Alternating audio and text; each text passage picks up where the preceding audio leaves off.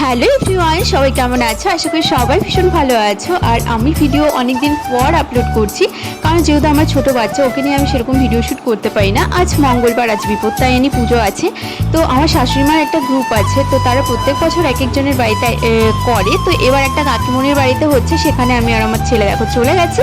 আমার শাশুড়িমা উপোস ছিল, আমি ছিলাম না, যদিও চেয়েছিলাম, কিন্তু বাচ্চা নিয়ে থাকা যাবে না। যখন ওখানে বসে থেকে তারপর বাড়ি চলে এসেছিলাম, যেহেতু আমার বরমাসের স্কুল থেকে চলে এসেছিলো আর আমার সোনা বাবারে ঘুম পেয়েছিল, তাই ওকে ঘুম পাড়িয়ে আমার বরমশাইকে খেতে দিয়েছিলাম। তার জন্য শাড়িটা কিন্তু আবার চেঞ্জ করে নিয়েছি। তারপর দেখো আমি আবার চলে এসেছি, এসে দেখি এখানে পুজো প্রায় কমপ্লিট হয়ে গেছে, প্রায় না কমপ্লিটই হয়ে গেছে। আর এখানে দেখো সমস্ত রান্নাবান্নাও কমপ্লিট হয়ে গেছে।